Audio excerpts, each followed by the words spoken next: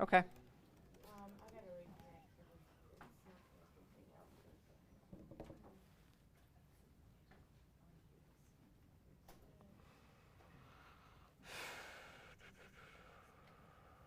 You should bring your class every time. Look how that looks good. Yeah.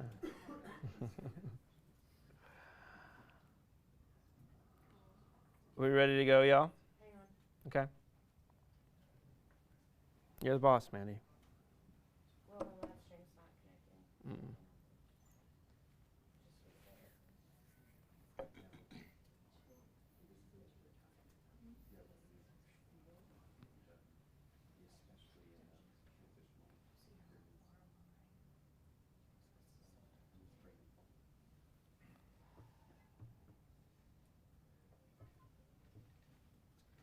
I don't know. Not connecting. We can go ahead and get going on with the Zoom, and then y'all can work on that as we. Okay. Whatever you want to do. I think we should probably do that. We good to go? Yep. Folks on Zoom can hear us? Sweet. Hi. Welcome to the seminar of the Department of Science, Technology, and Society here at Virginia Tech. My name is Lee Vinsel. I'm an associate professor here in the department, and along with my colleague Sonia Schmidt and our trusty graduate assistant Oliver Shuey, I've been one of the co-organizers of the STS seminar this year. Sonia is now departing the team to do, like, I don't know, research or something, which I think is just terrible. No, actually, we're happy for her, and I want to take this moment to thank her for all she's done and say it has been great working with her as always. It's true. I also want to thank the team here at the Virginia Tech Athenaeum, a partnership created between Virginia Tech Libraries and the College of Liberal Arts and Human Sciences to be a hub for digital humanities, teaching, learning, and creation, for shooting the live stream and making this all possible. Today, we're lucky to have a roundtable on the topic of public interest technology. What is it? What is it here at Virginia Tech? And what future plans do we have around it here? To have that conversation, we are joined by two great folks. Sylvester Johnson, Associate Vice Provost for Public Interest Technology and Director of the Center for Humanities here at Virginia Tech, and Fernanda Rosa, an Assistant Professor here in the STS department with me. Now, I'm hoping once we get this conversation gets started, it's mostly going to be driven by your questions, dear audience. So if you're in the room, that means coming up to that microphone right there where you'll ask your questions and any follow-ups you have. If you have follow-ups, stick around to that microphone. If you're on Zoom, your experience is going to be best if you pin the STS Speaker Series feed. And also, if you're on Zoom, you have the option of either asking questions via the chat, which we'll be happy to read it out loud for you, or just jumping on and doing it yourself via video, which we'd prefer, but we'll do whatever is easiest and makes you most comfortable. So let's just start by kind of jumping into the question, what is public interest technology? How do you understand it? And Sylvester, why don't we start with you?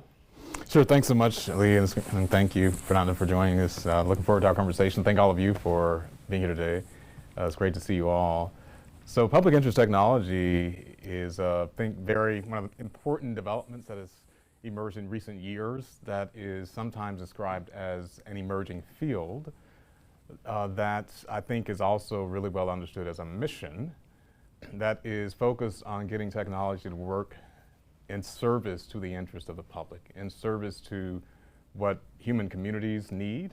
And that's not in competition with non-human entities. It's the emphasis is in contrast to being in service to the growth of private capital. We've gotten very good as a society of making tech work in service to growing private capital's value.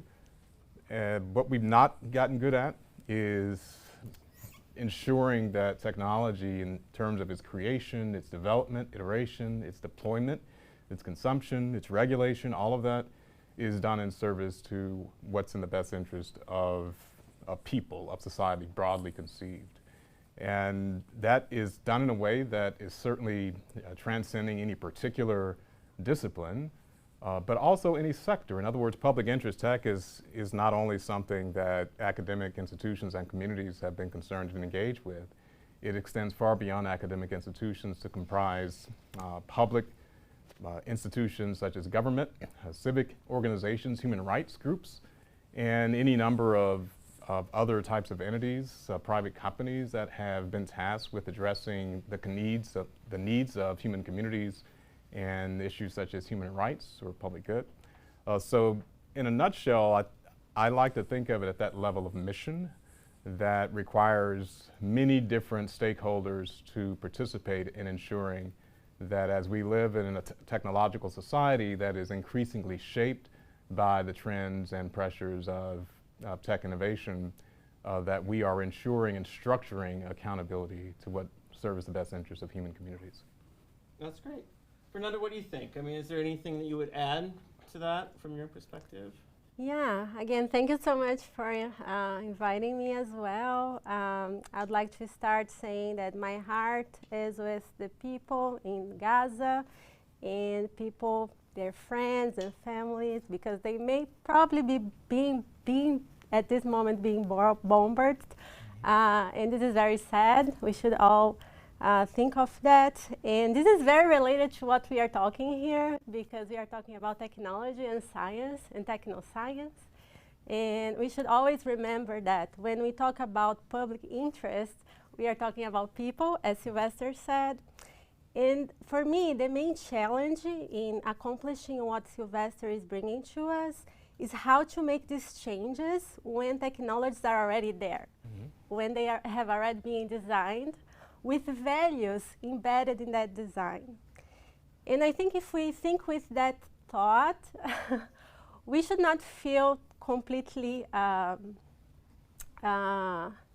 disappointed. We should still have some optimism, because we have examples around us about how to domesticate technologies. And I'd like to talk a little bit about that. What is to domesticate technologies once they are already designed? What can we do to make that be transformed into the purpose that we want? But there are many challenges in doing that. So if we think about this idea of domestication, we use that a lot in communication studies, because once we design technologies, we don't really know how they are going to be used.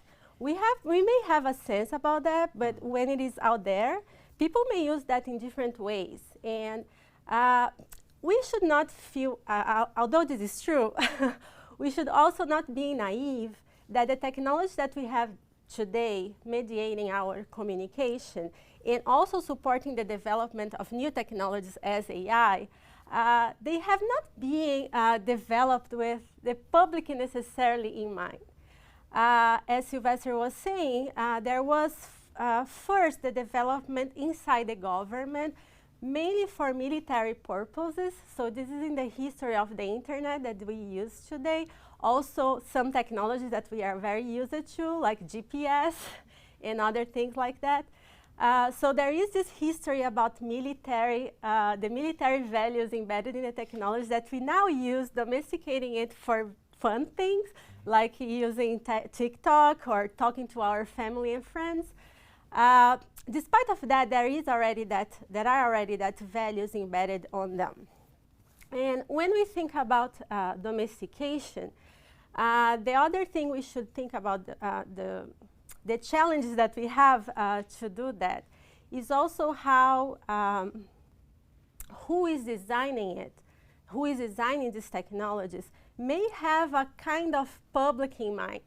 Even if we are in this track of starting thinking of public interest technology, who is developing these technologies for the public now? Because we are all talking, many of us are talking about that, including the companies who are also very involved in the development of these technologies. All of us who are talking about public interest, we may have an imagined society or an imagined public. And then developing for that imagined public. That doesn't mean that is including everyone. And I think one example of that we have here in our department, Dr. Shu talking about techno-ableism. I also learned a lot with one of our students, Ralisa Dawkins, who are also doing research against techno-ableism, where we kind of understand that in the area of disability, we need to produce technologies, for example, to improve people with disability, instead of thinking of how we as a society normalized and accepted with our skills, could also change our way of looking at disabled people and people with disability. So when we think about the development of technologies with the public in mind, we still may have this kind of techno-ableism embedded. We can also have racism embedded, as we see with facial recognition technologies that are now, people are trying to improve that. So this is my first remark to say, we should be optimistic. We should work in this direction. I think this is why we are here. We believe that this is possible, but the challenges are numerous, I would say. Great. And I think that the kind of discussion we'll be having for the next hour or so will kind of unpack a lot of these definitional things we did up front. You know, we're going to talk about programs here at Virginia Tech and such, but that can get very programmatic and, you know, kind of high level. So I thought maybe we could kind of make it more personal by talking about how public interest technology kind of connects to y'all's individual research. And so, Sylvester, why don't you kick us off? I mean, how do you see public interest technology connecting to what you're up to? Yeah, no, thanks for that, Lee. So I'll give one example that I've been spending some time with, thinking about, and that is delivery of learning to incarcerated students. That's actually a combination of a student project, Humanities Centers project. There are lots of stakeholders outside the university that are involved in that, the Department of Corrections. Here in Virginia, some tech companies, particularly Ithaca, that provisions JSTOR, which allows people to get access to digital forms of books and articles. And that project has been focused on ensuring the ability of people who are incarcerated to get access to classes, course materials, learning materials to advance their own ability to study the world and to participate in being able to transform their own lives, equip themselves for being able to be successful on re-entry once they're released from prison, or in a small number of instances of people who may never leave prison, to be able to just experience that human phenomenon of engaging knowledge and advancing their own understanding. That work has involved many different aspects. One of the things that all of the stakeholders in that ecosystem have emphasized, however, is that the technology is crucial to ensuring the ability of people to be able to get access to material for learning. And I'll give you one example. Books are still used in prisons. I mean, physical material books. A lot of prisons have actually been very reticent to allow more books into the prisons. However, because fentanyl is being placed on the pages of those books by all kinds of actors outside of the prison in order to deliver fentanyl inside of that prison. And it's a very dangerous kind of situation. You could die simply by touching the pages of the book and overdosing, by touching it with your hands. And so that's just one example of where there's been a desire within prisons to provide more digital access to the learning. If you're familiar with prison systems, you will know that there are a small number of companies that are very present in these prisons that have very highly monetized the need of people in those prisons to send emails, to read material that you and I can read for free online. They get charged per minute or per page to read things that are in the public domain, and it's very predatory. But you need the technology in order for people to experience those things. And so that project has involved trying to figure out how do you get the people in place to deliver the learning? How do you make it sustainable financially? How do you actually make it possible for people who are incarcerated to be admitted to degree programs and to get course credit? Most universities ask you to check a box of whether you've been convicted of a felony to even be admitted. If you're actually in the prison, you're not going to get accepted. And so there are a number of institutions that do admit those students. They're not the majority, but they exist, and trying to figure that out. But the realm of the technology particularly is very central. So that's just one example of a particular project that is very live. Yeah, man. I know one thing you did for that project is you made a series of videos here at the Athenaeum that were shown that were really great. So that's an excellent example to start with. Fernanda, how about you? I mean, you're an STS scholar. You study computer networks and internetworking systems, especially in Latin America, but more generally as well. So, I mean, how do you see public interest technology as, you know, as an area connecting to the STS research you do? Yeah, I look at this from the perspective of infrastructure and code that underlies this infrastructure. So when we look at this basis, it's like to say, okay, what is there for the platforms to be built? And then if you look at that infrastructure, and if you look at the code, it's an easy way for us to use STS methods. It's an easy way for us to use symmetry, actor network theory, because we are talking about code that was once developed in the US, but is now all around. I'm talking about the protocols that the internet needs to run. And if you use that lenses to look at code, and I look at it calling something like code ethnography. So if you follow the code with ethnography, what are you going to see around? And then how are you going to see the public reacting to that code and the public reacting to that infrastructure? Because not necessarily when the first designers of the internet protocols and like TCP/IP, BGP, which are the basis of our internet today, not necessarily they were thinking, oh, there will be people that will be left behind because internet service providers are not going to want to provide internet in their territories. Like, I don't believe that they were that bad people that was designing things for not giving access to everyone. They were just designing internet to working stuff. And now what happens is, because the way that it was designed and the way that the market works, some people are left behind. And when I look at that in Latin America and specifically in the indigenous territories, I look at how they are domesticating what we have to create new internet arrangements, to create indigenous networks. And then from that, we can think about, okay, what could be the design for that instead of leaving them behind could actually place their own values up front, and then developing new arrangements and new opportunities for interconnecting.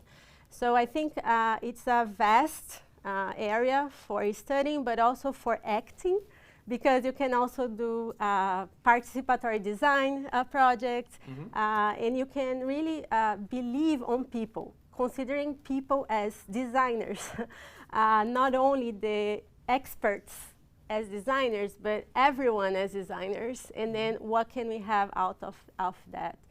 That's how I see it. Great. I think, I want most of this conversation to be driven by, feedback questions and feedback from the audience. But I feel like one more thing we should get on the table before we move to that is just talking about like what's been happening with public interest technology so far here at Virginia Tech, and then just hopes you have for like what might happen more down the road. So Sylvester, you want to start with that, and then we'll go to Fernanda, and then hopefully we'll go to the audience. Yeah, absolutely, yeah. So Virginia Tech became a member of a consortium for public interest tech called the Public Interest Technology University Network in 2020, late 2020. And so since that time, Virginia Tech has had representation at that consortium through an annual convening or annual conference.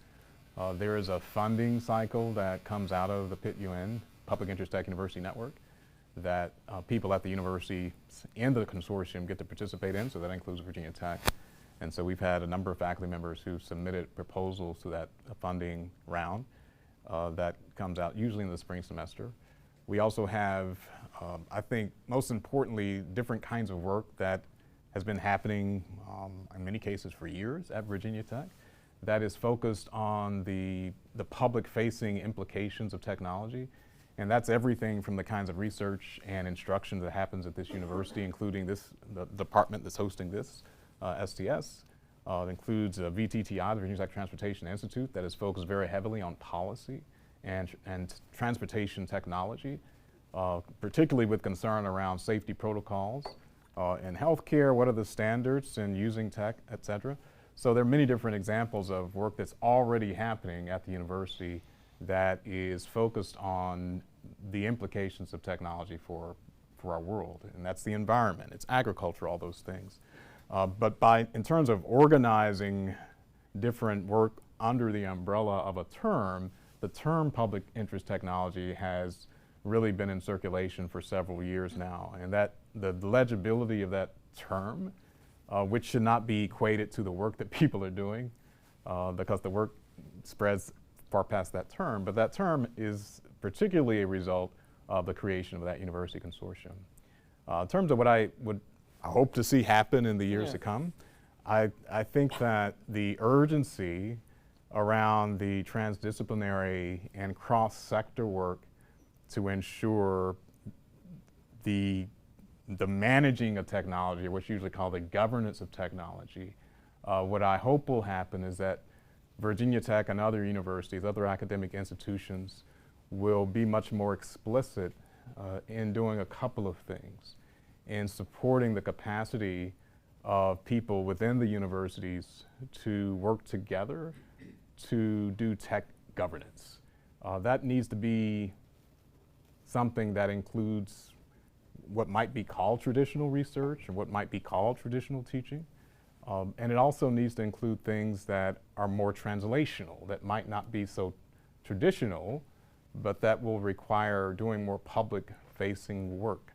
And the second thing I hope will happen is that we'll become even better at connecting people across sectors, meaning building relationships between our universities and a lot of the research that happens in those universities and institutions of civil society. What I mean by that is that we already have robust relationships with a lot of industry that is inclined to help our students get jobs or to commercialize technologies that iterate from research that happens.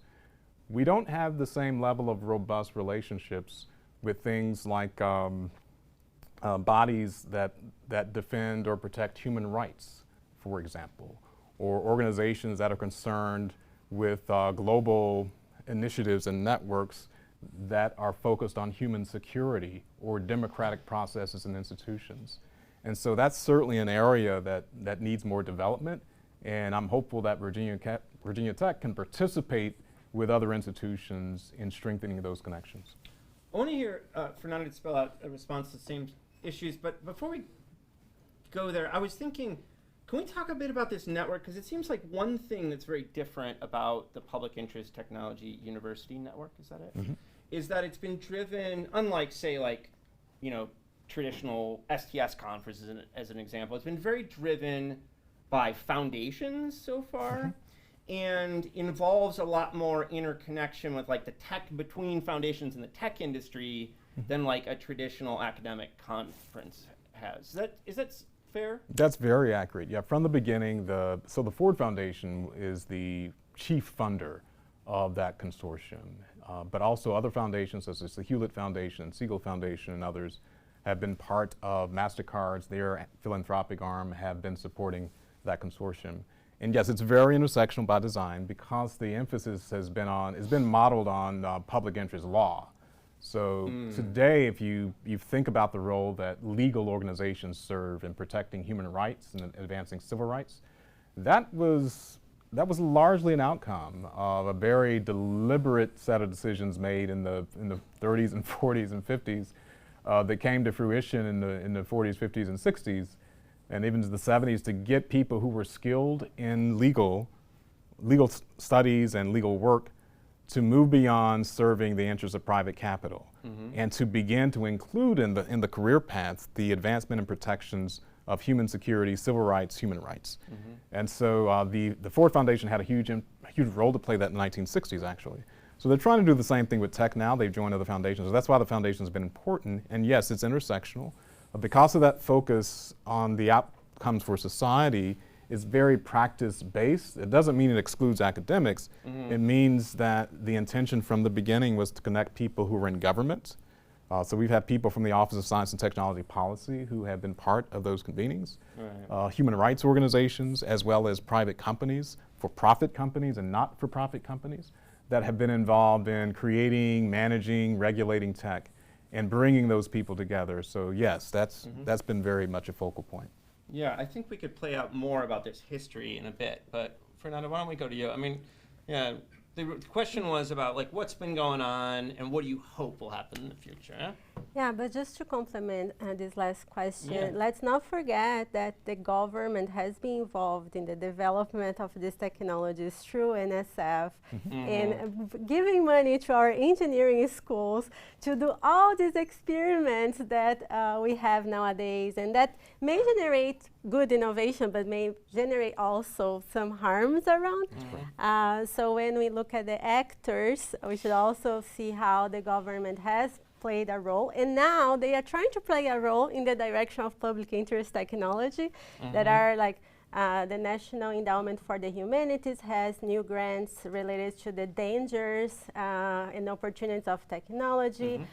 We can also think about NSF also opening big grants for developing AI centers and things like that. If I'm not wrong, is NSF? Yeah, there was just around the funding around this stuff recently. Yes. So, yeah, so they are also now trying to catch up on things and bringing more resources for us in the side of science, technology, and society to work in this direction. But in regard to what has happened here at Virginia Tech, so I'm very glad that I see some of our students here. Because I will talk about in terms of teaching. I can talk more about that in terms of teaching. I would start with our grad program, because since last year in our department we have had Dr. Schmidt, Dr. Collier leading the role of allowing us to review our curriculum in the grad course. And that allowed us to include some learning objectives that opened the doors for us to include more the colonial and post-colonial readings and literature in our courses as something very explicit, as something that we should look more beyond the US, beyond the canon of STS. And I'm saying that because we cannot think about technology without thinking of science. We are here talking about technoscience. They are both together. And this is a huge change, in my opinion. With Dr. Abate this year, we have also been experimenting in the intro to STS, bringing more of that literature to see how the students react to that. And let's see how it's going to be. And at the level of the undergrad courses, I'm very happy to be involved in an initiative with the computer science department. So with Dr. Dennis Kafura, who recently retired, Dr. Daniel Dunlap, we have been developing a new discipline called FIRST. What was the name? The Social Perspectives on Computing. That we then renamed to Algorithms and Society. And this is also a way for us to start bringing to the computer science curriculum more of this understanding of society and technology together as something that we should learn at the same time. In my opinion, and I think that's the opinion of who was designing that, if our students go to CS to learn just to code, how we are going to catch up on that moment that they are leaving the school to say, hey, remember, society is important. Maybe this is too late. Maybe they'll think about that when they are already in the market. because most of our engineering curriculum is for our students to go to the big tech companies, right? So we have also this challenge of not necessarily having very clearly where they can go to work with PIT, with public interest technology. So I think as the universities is starting to look at it, thinking more about main other courses, other opportunities, I think we also will have more of like organizations working in this area. You know, that this is from where I see that's for me the main changes I've been looking at on these. And I should also mention other courses like race and technology that Dr. Prieto Yanez teaches, disability studies that Dr. Schultz teaches. So these are all related to what we are talking here. Yeah, and we can talk about the minor. We built this past summer. We'll see if it comes out, but it includes all these courses. So beautiful. So I'm hoping y'all in the room and on Zoom are going to come at us with some questions, comments, whatever, so we can have a conversation about this stuff, and it's not just me jawing up here. So I can do that for sure.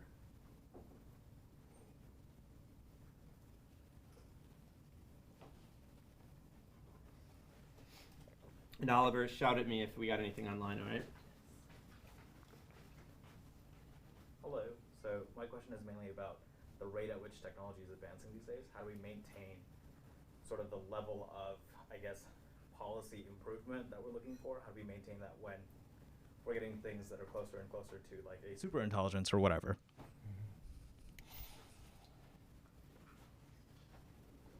So that's a great question. Thank you. The pace of change of iterating technologies is certainly one of the biggest challenges in the policy world for governing or for managing and regulating.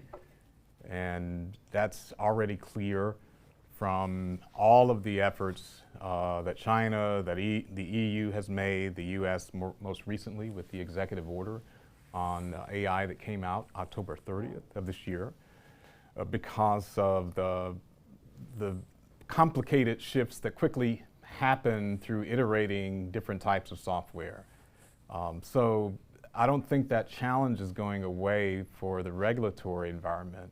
There will always need to be the need for regulation, regulatory frameworks to be adapted and iterated themselves in order to account for the pace of change. Of course, policy is not the only way to do what I've been referring to as the governance of technology. That term, which has gained wide use, is meant in a very broad sense to me. How do you manage the technology in a way that's responsible, that's accountable to different kinds of metrics and concerns? It also matters who's getting to participate in the talent pipeline in the creation and management of those technologies. So public interest technology has, from the earliest days of its formation in that consortium, emphasized social justice, diversity, and inclusion as foundational practices, not just concepts, that are essential to successfully creating the service of technology, the technology in service to the interest of people and to our environment, to our world. It matters who's in the room. It matters who gets excluded or included. There are lots of things that you can account for that policy cannot address when you have more people who are more representative of the most vulnerable populations who are going to be affected if things go wrong, because they will tend to think about things that other people might not think about. And being more inclusive and more diverse in your constituents is not a magical fix for every problem. It doesn't mean you're going to get a perfect world, but it will be so much better than what you'll get otherwise. And it will account for the lapses or the lag between the pace of the change, and particularly with digital technology, which can be iterated very quickly on the one hand, and very difficult and slow work of structuring regulatory policy. Fernanda, what do you think? Yeah, I love that question too, and thank you so much for bringing it, because I think of that a lot, and I don't know if we have a good answer to that, but the way I look at it is really how complicated the situation is, because the way that social sciences and the humanities have to fight against racism, to fight against inequalities, our tools, our methods are this, like, let's increase awareness, let's increase consciousness, let's go into a way that we can kind of recode people, and then they start feeling bad about things that the other generations did, and they start to rethink what we could be in the future. And we have been working on that, and I would say we have been kind of successful. When I look at my students today and the way that they react to topics that we are discussing, talking about gender not being binary, talking about racism embedded in technology, it's very easy for them to see the problem there. So we have been succeeding on that. And then we have, boom, new technologies encoding all that racism that we have been fighting against, and then creating this gene code, as Dr. Benjamin says, and all that. So when these values are embedded there through technologies that are very quick and come to our cell phones very quickly. So it's like to be walking on turtle faces, and then having that technology bringing all that past, because this is how machine learning works. It's about the past, right? Bringing that all that databases of data that talks about our past, and then encoding that and making it very hard for us to work on the policy world. So I'm just like extending your question to say, yes, this is hard. And the way I feel we can work on this is, of course, education. That's what we are trying to do here, because once our students are also seeing this while they are studying, they may also be creating solutions on the way. I feel optimistic about our new generations, and also what I see in Latin America too. I feel that people are doing things, are resisting to these forces. And this has been the history of colonialism all around. Like, we in the Global South do not have really space for being pessimistic because it has been always about resisting. And there is no space for being pessimistic, as some decolonial authors say. So yeah, it's a challenging question, but I am glad it came to the table. So we have at least a couple questions here in the room, but before we go to that, we're going to go to our friend Jack Leff on Zoom. We have a question from Ashley Shu first. Oh, okay. In the chat. Sorry, Jack. Oliver, can you bring it to the microphone then so everyone can hear it? We also have a couple other questions, so I figured we could just alternate. Okay, good. That sounds good. Absolutely. So, hi, my name is Oliver, and I'm asking a question on behalf of Ashley Shu, who DM'd me. What, if any, is the connection between responsible innovation, the topic and the movement, and public interest technology? And then, sort of as a follow-up to something that I think Sylvester was talking about, she's asking, are we worried about working with corporations as well? So I think we can smash those two questions together. Okay. Sounds good. Yeah, thanks for that. So responsible innovation is a term that has gained far more currency in the EU than in the US. More recently, it has become more common in the United States, but it has an earlier history of circulation in the EU. And it has focused on a big umbrella term that refers to what the work that public interest tech is doing. And that is focusing on the potential dangers of technology, trying to anticipate harms before they happen at the level of creating tech, the policy world, the policy regulation around that as well. So they're at a philosophical level, responsible AI and public interest tech are not different things. And this is why I've said that there is a consortium that has elevated a term to focus on certain kinds of outcomes of public interest tech. And then there's the work that people are doing. And the work that people are doing to develop, create, manage, regulate technology in a way that is ethical, that is thoughtful, that's been happening for a long time. You could say that's the history of humanity. That's to the degree that technology has been part of human existence. That desire to figure out how to manage it and execute it has been going on a long time. But more specifically, in terms of a cultural history approach, the EU has had a lot more engagement with the term responsible innovation. And public interest tech as a term is much more recent in its currency. But at a philosophical level, the work that's happening is actually been very consistent in terms of what the aims are. There was a sub-question there about corporations. If I understood it, it was, is there a concern about working with corporations? Fernanda was saying at the opening that we should be mindful of the role that governments have played in creating very harmful technologies. And not just the creation of those technologies, but also deploying them in ways that are very harmful.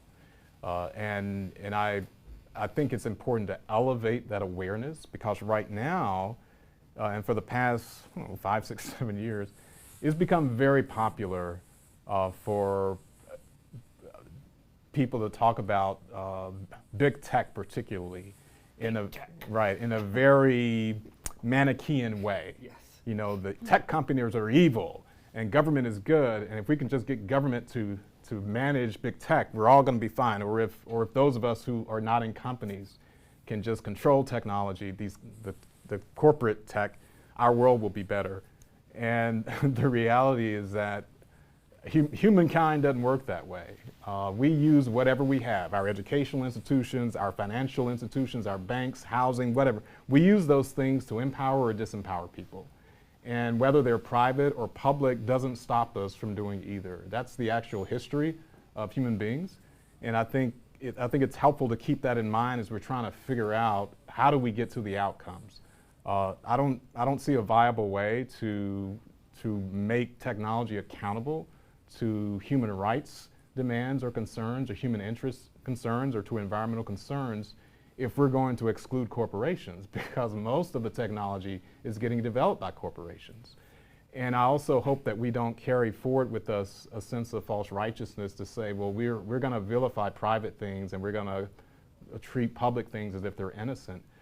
Histories of genocide, of wars, I would hope would help us never to do that, but to pay attention to the ways that states, that governments, that public institutions have performed what one could argue could be some of the most widespread forms of human decimation. And if we can keep that in mind, I think we can focus on accountability and the outcomes, and then try to figure out how we're going to get the coordination across these different sectors. Yeah, very quickly, I agree, and I would say that the main concerns are the values that come behind that actors or stakeholders. We can think about control, we can think about monetization. Like this is what I feel we should be concerned with, how we as academic may be contributing to this. And not that we want a completely uncontrollable society, or that we want a world without necessarily money, I don't know, currency, or I don't know how to call that. It's more about how these actors, these powerful actors, are using technology and technoscience to extend control to to a limit that is not acceptable, right? If we think about, okay, we have now at this very moment drones flying around Gaza just to survey and to map that area. For which reason? Like what we think is going to happen tomorrow with this data that some states are collecting. And the same with monetization. Like when I think about the data of indigenous people, once they with all their power and with all their intentions of connecting to each other, when they come and become part of the internet, the fact that their data may become to be monetized under the values of others that are not their own values, and without any control out of that, is also very dangerous. So it's like to say we are embedding colonialism into code and then allowing that to happen through infrastructure. So that's what I would say is the fear and how our research may contribute to this kind of actions. Even if you don't want, for example, our articles that we are all publishing open access may be now being used by ChatGPT just to create new technologies and monetizing more data around. I didn't want that. When I published, I really wanted only my folks to be reading that, right? And what is the power that we have to fight against that? Great. So we're going to go to Jack and then Monami, and we'll go from there. Yeah, and I think this is actually a great follow-up question to the point that Fernanda was just making, and I especially appreciate the gesture towards what's happening right now in Gaza. For me, I think that this conversation has the tendency to slip into some abstractions or to valorize the power of education. So I'm curious about some of the sort of concrete steps we can take at a university like Virginia Tech around the development of unethical military technologies beyond sort of educating students to be less fascist, which big believer in. And I want to zero in really on the military interests of Virginia Tech in particular, because we have, the Department of Defense for the United States is the largest grant provider at Virginia Tech. We just constructed a new military science facility, which includes black box research, almost certainly going towards national security projects that are detrimental in Gaza. And we're the drone capital of the world. I think this is something that we often forget about at Virginia Tech. But we, all the drones in Gaza right now, as Fernanda correctly pointed out to, have Virginia Tech software or hardware in it. And so, given the real harm that's causing, what can we do here at the institutional level to make concrete policy changes to address that? Because I know that there's always going to be concerns about academic freedom, but surely in the pursuit of ethical technologies, there's got to be, something we can do here. Yeah, no, that's a great question. Thanks for that, Jack. I would point to the work of the Tech for Humanity Lab that Aaron Brantley runs as one example of a very close interface between the examination of technology systems and a human security frame, because that lab focuses on ways that digital technologies have affected civil rights, human rights, and civil liberties. And the military technologies, the work that has come out of governments to advance technical systems that have had really detrimental, harmful effects is of huge import. From a policy approach, there are any number of ways that could be attempted to try to address those things. Part of it is at the level of federal policy.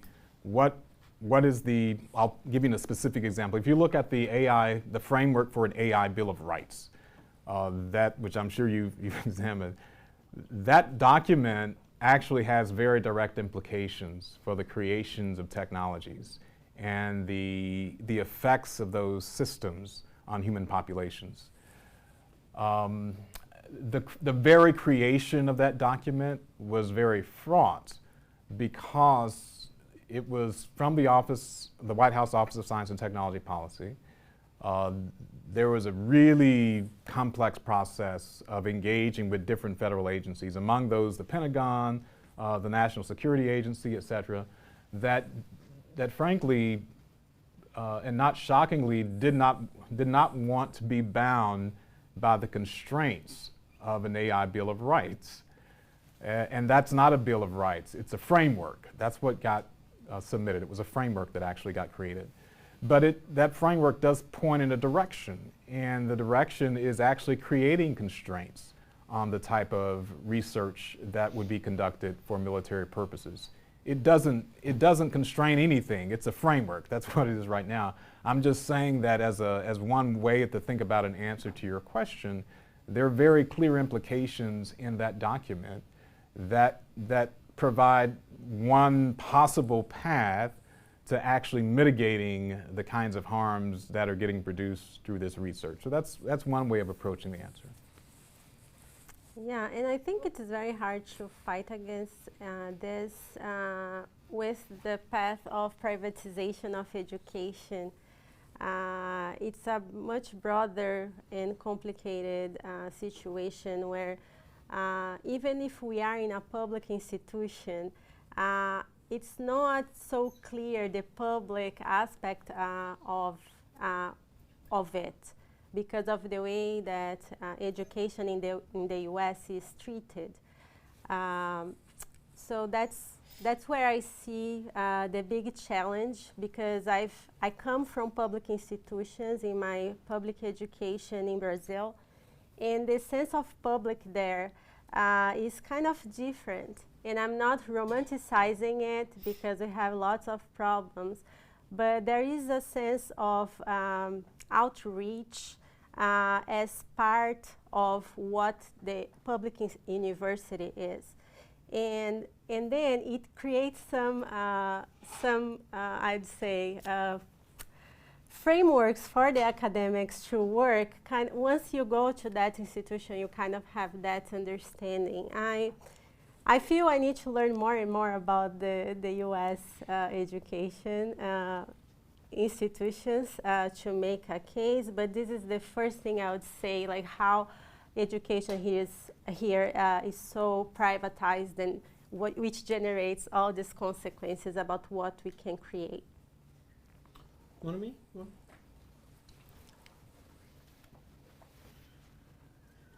Hi, thank you so much for this great conversation. I'm learning a lot. And Fernanda, I wanted to say that I really loved your comment about, we can't afford pessimism, that you have to operate from a position of resistance. And also your comment about how the very institutions that are now forwarding public interest technology and these kinds of things have also been responsible for some of the harms. And in that spirit, in thinking about rising fascism in our country here, and how policy, the sort of sanitized discussions on policy and public interest, and seems to sit at odds a little bit with the kind of work that needs to be done. And you mentioned, Sylvester, working with human rights organizations and all of these. Could you talk a little bit more about, thinking of it as a mission? I love that you said that public interest technology is a mission-oriented engagement, but are there discussions about, taking a proactive approach to the kind of work that needs to be done besides just funding, or is it sort of individualized? And the second question I had, Fernanda, was, in thinking about how engineers should be taught so they're not just becoming, people who are not taking the public into account. I wanted to say that, and maybe you've encountered this too, but so many young engineers are reading a lot of science fiction, and they read a lot of kind of like bro-y science fiction, like Isaac Asimov or Arthur C. Clarke, and they have very dystopian imaginations, and you kind of see this with how they think about AI. And I was wondering if, because they're getting some sort of humanities education through this kind of literature, they have ideas of what public goods are, what technology can do. What is a space of using that as a vehicle to get in these other more maybe subversive science fiction like Octavia Butler or N.K. Just different kinds of ways of thinking about it, because they're already engaged in these conversations, and we're not the first people to say, oh, think about the public, So those are the two Why don't we start with Fernanda? You want to talk about? Yeah, no, I love that, and I'd love to read these books too. I find it fascinating the way that you, Monami, look at literature as a way and a channel for us to think broadly and beyond what we are doing. And I really appreciate that. I've talked to some of you that I wanted to have, for example, a class where I would teach only with movies. And I hope to have time to curate that in some years and be able to have that. So I feel, I love the idea, and the only challenge I see from my experience is the difficulty of reading of our students. The way that the curriculum I can talk about CS curriculum because I'm more familiar with. The way that the curriculum is built is for them to be occupied 24 hours. And I was talking about this with Dr. Dunlap very recently, how it is hard for us to say, hey, let's read this because it is important when they need to prepare, I don't know, all the capstones and all the projects, all the coding thing. And then that seems to be more important than the readings that we have to do. This is where I see the challenge, like how can we not only bring our super cool materials to the classroom, but also talk with the administrators in terms of, okay, how can we really feel this is important? Because we know how important it is, but how the ones who are making that curriculum see that as important too. So give more space for the students to breathe, because when we breathe is when we can think about subversive actions. If you can't breathe, there is no space for you to do that because you are always trying to survive.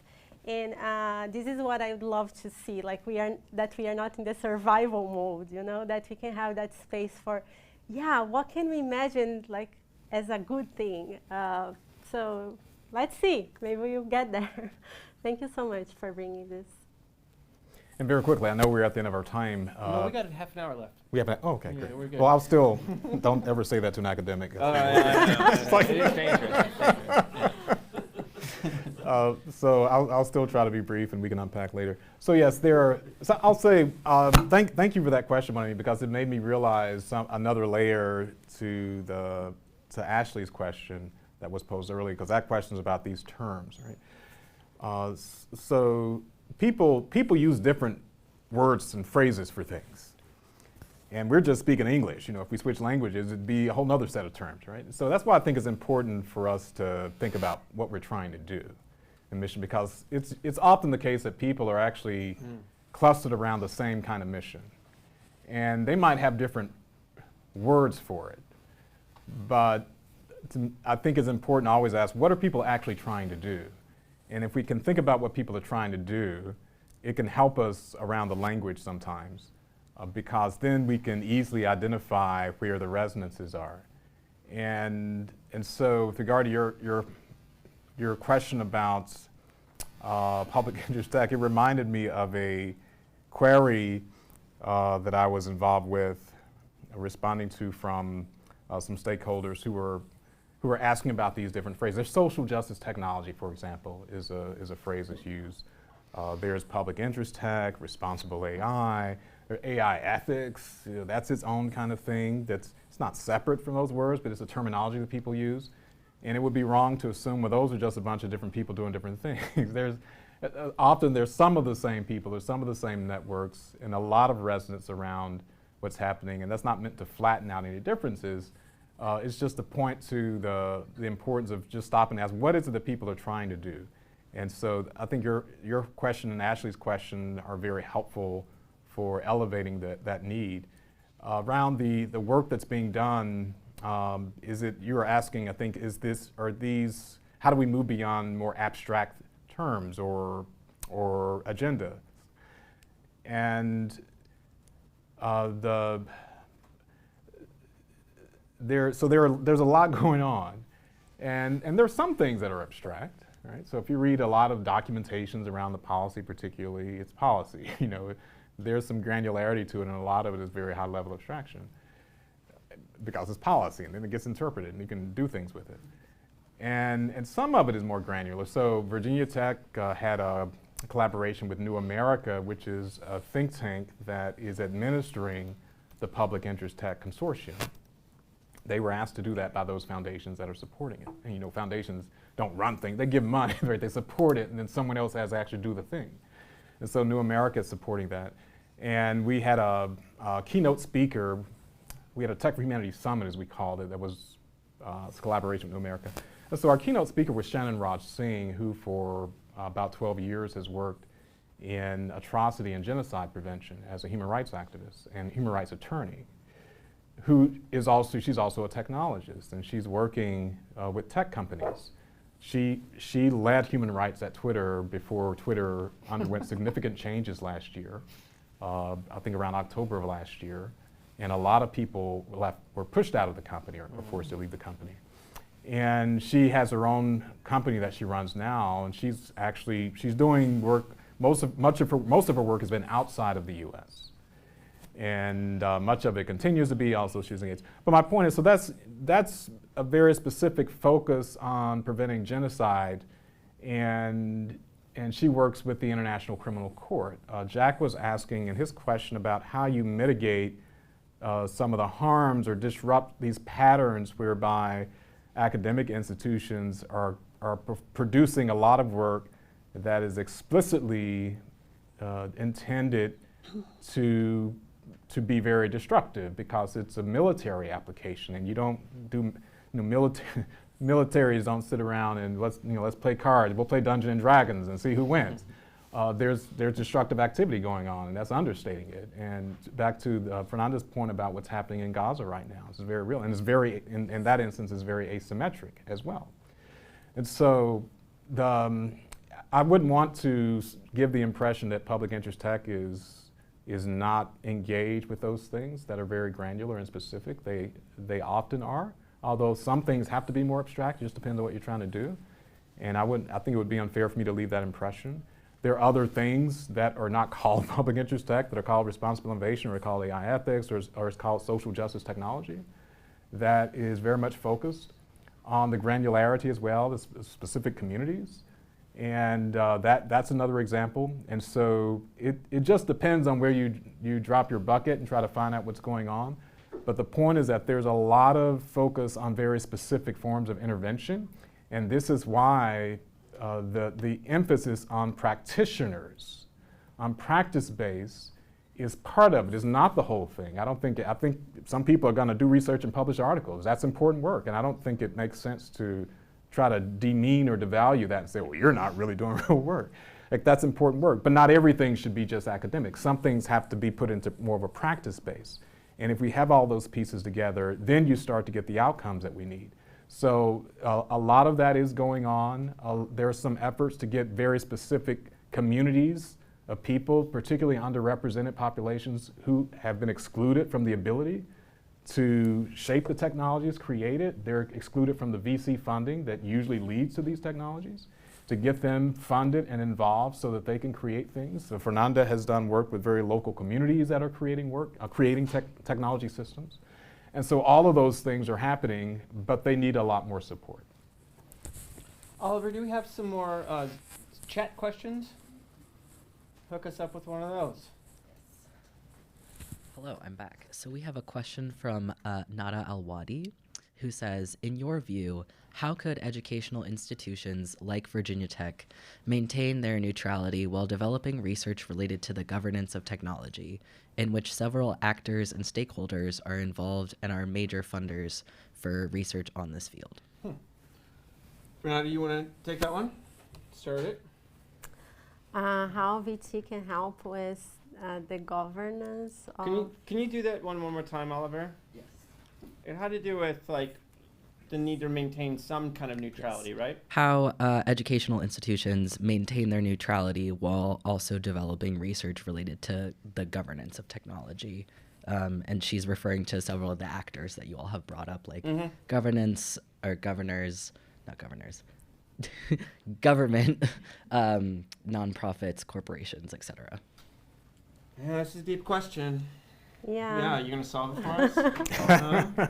Got that one down? Yeah, I love that Nada is asking that, because I imagine this is coming out of her own research on the Middle East, and she's studying internet governance in the Middle East, in countries where we have some authoritarian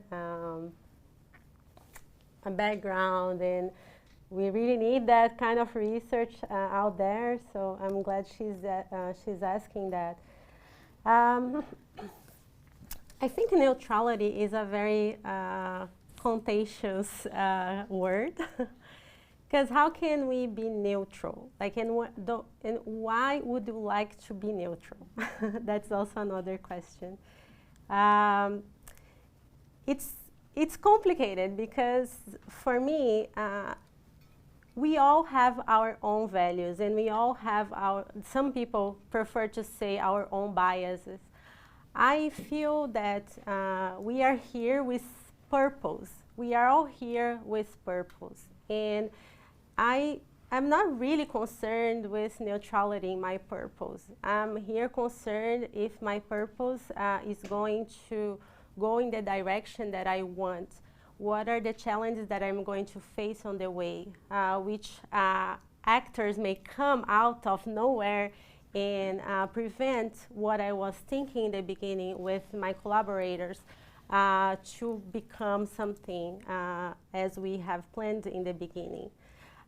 Should I feel bad about it because I'm not neutral? So in STS, we discussed that a lot since the beginning of the curriculum. From where comes the idea of objectivity? From where comes the idea and the way that we think of science? What are the good things about science in thinking that way, in creating methods that we can replicate, and then we can build on top of other people? So we know from where this idea of neutrality comes from because we read about that, and we know that other scholars have thought about that. So neutrality is not a value that I am attached to, and I understand that there are authors who may want to have that in the front of their work. It's just not how I see it. And I don't think that it is possible to go that direction in governance either, because all actors have also their interests when they are in the governance arena. So once we are taking one path, there are some interests in that path that we are taking. And then we need to think, okay, is that interest the best one for bringing all the actors together to respond to all that? At this moment in history, I would say the choices we have been taking in the governance of the internet has not been the one that were able to bring the values of the global south in the forefront, and that's what I work for. But yeah, so no neutrality in what I'm doing. Sylvester, what do you think? Yeah, thanks for that question. I certainly agree with and echo the point that Fernanda's raising, that we should, the context is important, and in this context, how are we understanding neutrality, particularly when there are certain things we should be advocating for. I would hope that educational institutions are not neutral about whether or not people need education. I think their core mission is to deliver that, and to say, well, we don't really have an opinion about it. It doesn't really make sense if they have that mission. But I think the spirit of the question, if I'm understanding correctly, is asking how you get all of these different stakeholders and groups that have different interests to actually engage so that we can advance solutions to these complicated problems.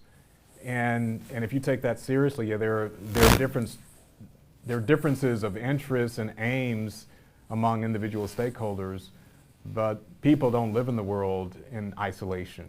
And entities don't live in the world in isolation. We live in the world together. And so the question is, how do you actually get an institution, in this case a university, to advance its work when you have entities, individuals, communities, interest groups who don't agree, or at least who have very different kinds of objectives? And so that's, if I'm understanding the question correctly in that way, I think one opportunity that you have, and Fernanda gave examples of this with the teaching, the curricular work that's going on, is to actually educate people in a way so they all have context for understanding whatever the larger problem is, regardless of what their individual aims are.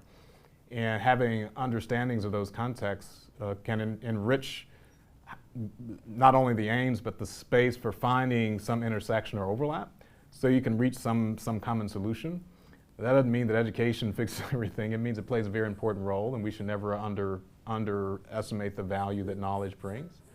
And I think you also have to create certain kind of pressures of accountability. So going back to the question that Jack was asking, one solution to that systems of international governance and accountability need to be strengthened.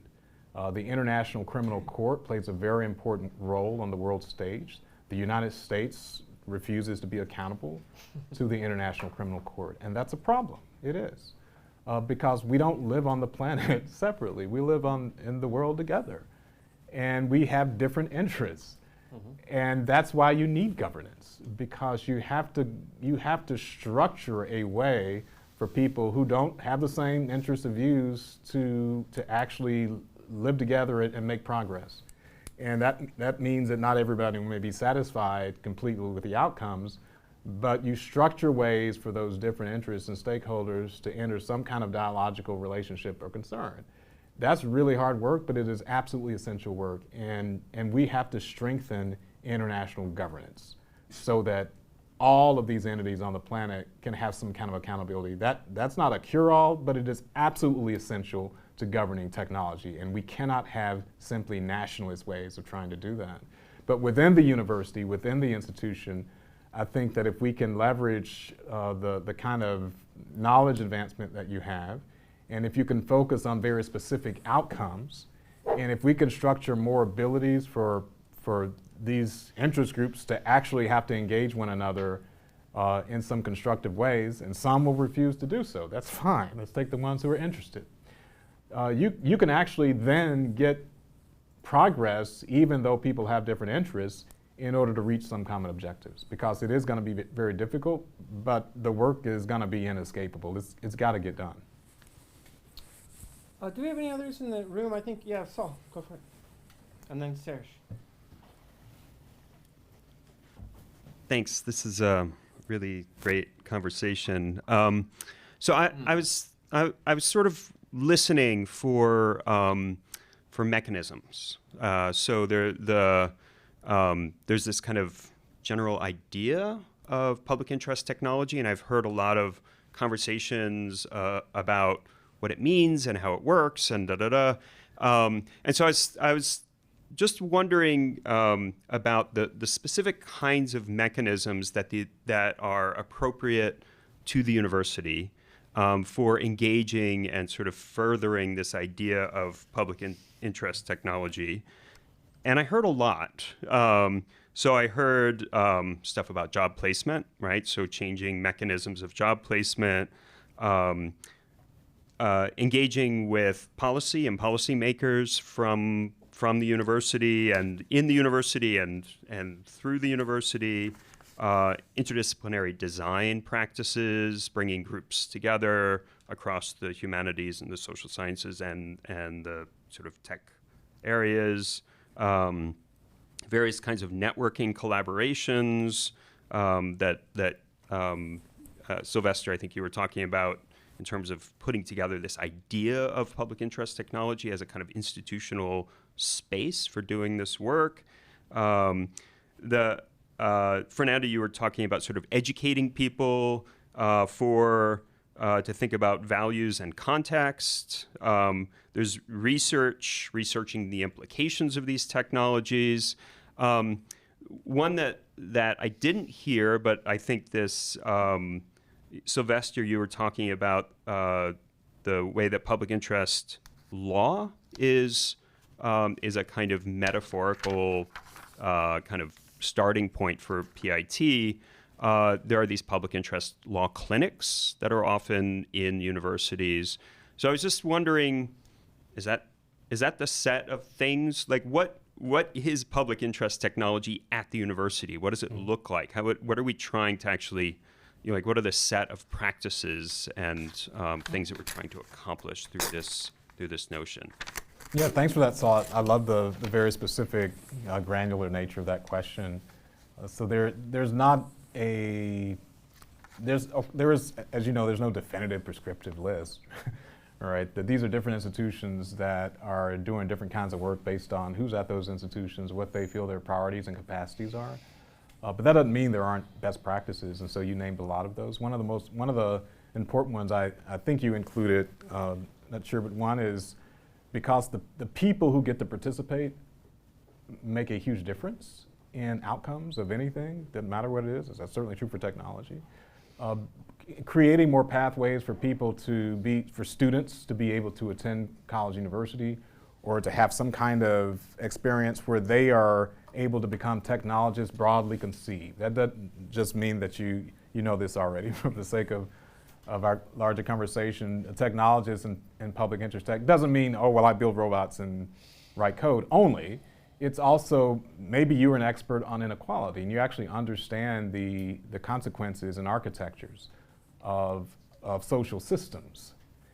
And so you are someone who possesses the expertise to be able to help govern whatever the technology is, whether it's in healthcare, whether it's financial tech, whether it's creating the policy around it. But the point is that the talent pipeline is critical. And that's true of anything. It's certainly true with public interest tech. So universities play a huge role in deciding who does and does not get a chance to participate in X. And I don't mean the company, you know, I mean, there used to be, X used to be something that wasn't, now it's a company, so. But who gets to participate in the thing and Y or Z? And so I think that is something to elevate because it's actually one of the principal key terms and practices that has been elevated in public interest tech and in other things that go by other names that share that common mission. I think that one of the developments we'll see in these communities as well that we've already begun to see is supporting the formation of new types of enterprises that are for-profit and not-for-profit, that are focused very specifically on social justice outcomes. The universities and colleges certainly have a role to play in that. That extends beyond academic institutions, but it certainly includes academic institutions. And if you look at some of the emerging social justice tech ecosystem that has taken root and formed in instances of the Algorithmic Justice League or the Distributed AI Research Institute, these are relatively recent organizations that are trying to create a different kind of context for tech talent in order to get us better outcomes. It's not a class, you know, it's not a university per se, but there are connections between those enterprises on the one hand and academic institutions, and because academic institutions do seed and foster things that are spin-offs or startups, et cetera, that's actually very central to how particularly research universities operate. I think that's important to consider. Who's creating the products and services that most consumers are going to come in contact with? And how are we structuring the ability for the entities that create those products and services to do so with a commitment to social justice? So again, that doesn't mean everybody has to go out and do that, but it's part of the mix. And so those are a couple of things I would add. I think he has responded to this question very well. Beautiful, beautiful. All right, so what I think we should collect questions. Thank you for that recommendation. So Sarish, I'm going to have you come up and ask a question. And Oliver, do we have any other text chat questions? Jack has another question, but I have informed him that he may or may not get to ask. Okay. Although Sonia did just send a question. Oh, Sonia just sent a text question? Just sent a text question. So why don't we take Sarish's question and then we take Sonia's text question, and we'll see about our man Jack. Right. Go for it, Sarish. Hello, I'm Sarish. I'm a second-year master's student in STS, and I had a question about, we were talking about responsible innovation in technology and more broadly public interest technology. So I was asking, is there a tension or concern that emerges when we talk about responsible innovation in technology or public interest technologies? Versus the intended goals and purposes of those technologies as they pan out once they're in use. Because we've also talked about how technologies, when they're created, they're not always follow their intended path when they come in contact with the public. So is there a tension or concern, or do we just need to be optimistic about these things? That's a good question. We often are too focused on the design phase, I think. Oliver, can we do Sonia's text? No, we'll take those Sonia, two. you want to ask it yourself? Oh, yeah, we could do that too. Go for it, Sonia. We can't I'd hear love you. to hear. Hey. You can't hear me? No, we can. I lied. Okay. Hi. Hi. So I would love to hear, especially Sylvester, speak to the relationship between public interest technology and STS. because the concerns over negative impacts are not new. And STS has developed both activist and scholarly trajectories to address the challenges of technoscientific design and also equitable outcomes. What is new in the public interest technology discourse and ecosystem? And how can we bring in STS concepts? How can we collaborate? Beautiful. So why don't we do that first? Start with Sarish's question about what happens after technologies are made and how they're taken up and used, and what role does this framework have, if any, on that? You touched on that a little bit earlier. Do you want to go deeper for us? Yeah, I think the tension is always there, and we should not be naive about that. I also connect this question with what Sonia just brought, because we are getting new terms to talk about things that we have been doing for a long time.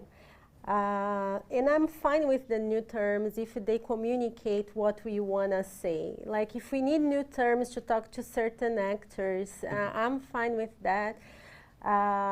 But the point is, what is in the origin of what we are doing, and what is the purpose of what we are doing. So the answer to Sarah's question is yes, lots of tensions. And as Sonia was saying, when we say public interest technology today, and then I think Sylvester is going to talk about that. I'll talk from my perspective when I am in the field. I use that term to talk to certain stakeholders, to certain actors. Other actors, I don't need to use that term because we know what we are doing and we know why we are here. So that's really a thing about this policy environment and how we can create a cushion for what is coming next, bringing more people into one side. We use also the term social justice a lot, but when we are and here I'm talking especially for our grad students, when we are at the level of epistemologists and ontologists, even social justice doesn't work that well as a concept. We may talk about other kinds of understandings as well, because we are not in the political side. We are more into, okay, how can we make different kinds of knowledges being respected, and then we have that something good flourishing, because we are considering the values of people who are usually not heard. So for me, this is also part of working in the public interest, as this is the framework of this table. But again, depending on where I am and with whom I'm talking, this term doesn't come to the table necessarily. The tension always comes to the table.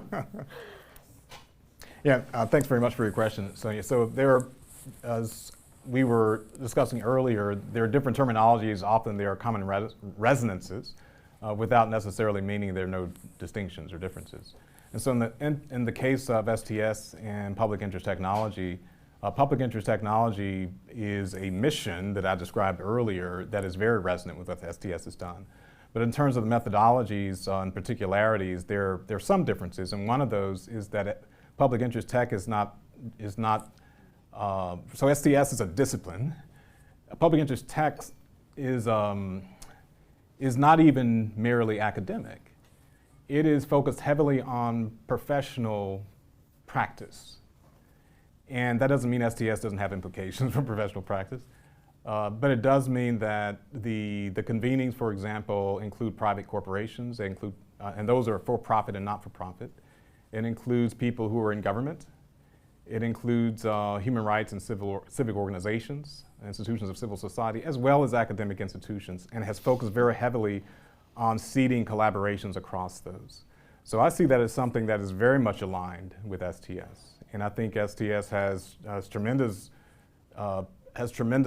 role to play in the mission, even if people in STS don't necessarily want to wear a hat that has public interest tech on it. And that's why I said earlier that we should always stop and ask ourselves, what are people trying to do? And that can help us to figure out where some of the intersections are. without necessarily having to claim that nothing's different, everything's the same. Of course, there can be nuances and distinctions, but just in terms of very high-level distinctions of public interest tech, that focus across sectors, that emphasis on professional careers and career paths, and also, as I mentioned earlier, that emphasis on diversity and diversity and inclusion has been integral to how a lot of the programming and the work has begun. I would hope that, however, we elevate and appreciate what I think are overwhelming resonances and alignments across those two.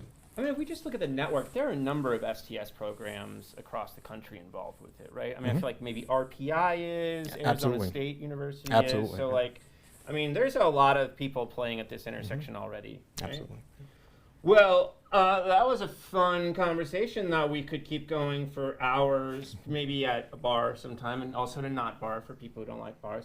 But we should probably do that and talk more. I know we'll be talking more about how to collaborate across departmental and college lines in the future. So thank you both so much. Thank for you. coming. Thank you.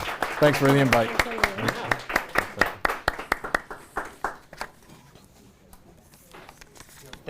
Thanks, production team. Yeah, so professional. You guys did great. I'm gonna jump off. Yeah.